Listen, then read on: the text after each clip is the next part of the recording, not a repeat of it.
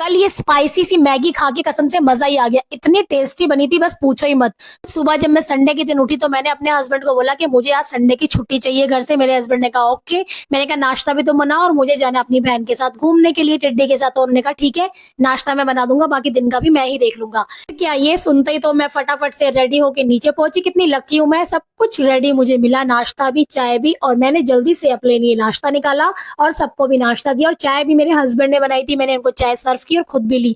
बच्चों को तो बस मौका मिलना चाहिए कि किसी तरीके से फास्ट फूड बन जाए, मैगी पास्ता बन जाए। लेकिन सच में आज गाइज मेरा भी बहुत मन कर रहा था। मैंने भी हस्बैंड को बोला चलो आज मैगी ही खाएंगे, लेकिन थोड़ी स्पाइसी, क्योंकि इन दिनों मीठा मीठा बहुत खा रहे हैं गाइज।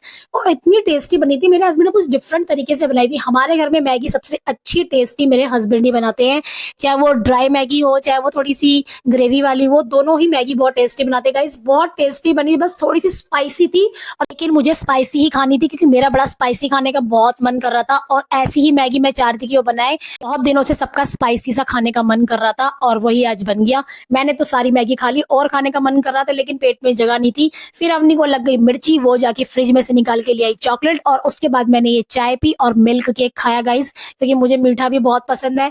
और चाय के साथ तो मुझे बर्फी या मिल्क केक बहुत पसंद है। मेरे हस्बैंड बड़ा चिढ़ते हैं जब मैं बर्फी या मिठाई खाती हूँ, लेकिन मैंने एक मिल्क केक उनको भी दिया। किस किस को मिल्क केक पसंद है मुझे कमेंट में जरूर बताइएगा। मिल्क केक दिया था लेकिन उन्होंने खाया नहीं। फिर यार लेट हो रहा था और मैं और अवनी निकल गए मासी के साथ, टिड्डी के साथ। हम बाहर गए, हमने यहाँ पे ऑटो के लिए ट्राई किया, ऑनलाइन भी ट्राई किया लेकिन नहीं मिला। फिर हम वॉक करते करते बाहर मेन रोड तक गए और हमें वहां जाते ही ऑटो मिल गया। गाइस हम जाने वाले थे आज थोड़ी सी शॉपिंग के लिए और मेरी सबसे छोटी वाली सिस्टर भी वहां आने वाली थी। हम फटाफट से वहां पहुंचे और वो हमारा पहले से वहां वेट कर रही थी। हम पहुंचे और ये है मेरा मायका गाइस, मायका मेरा घर सामने, ये है मेरी आंटी का घर जहाँ मैं बचपन में खेला करती थी। आज देखिए मेरे बच्चे वहीं पर खेल रहे हैं। मेरा घर यहाँ से 5 मिनट की दूरी पे। अब वहां पर कोई नहीं रहता है, वहां सिर्फ रेंट पे लोग रहते हैं, अब कोई नहीं है। लेट हो रहा था गाइस और मन्नू को भी जल्दी जाना था। फिर हम यहाँ पे सब जगह घूमने के बाद फाइनली निकल गए। हमने ऑटो किया, ऑनलाइन हमने ऑटो बुक किया और हम भी उसी में गए थे। आधे रास्ते में उतर गए, फिर हमने मन्नू को आधे रास्ते छोड़ के उसे बाइक किया और यहाँ से हमने दूसरा कन्वेंस ले लेता क्योंकि यहाँ से मेरा घर पास ही था। यहाँ से हमने सिर्फ बैटरी रिक्शा लिया। टिड्डी, मैं, अर्जुन और अवनी यहाँ से बैठ कर निकल गए और फिर इस बैटरी रिक्शा से हम घर तक पहुंचे।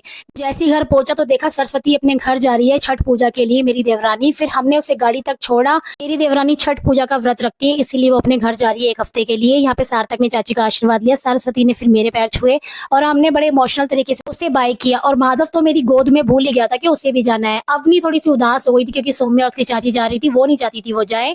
चलिए गाइस मिलते हैं नेक्स्ट वीडियो में। आप सभी को छठ पर्व की ढेर सारी शुभकामनाएं। आपका दिन शुभ रहे।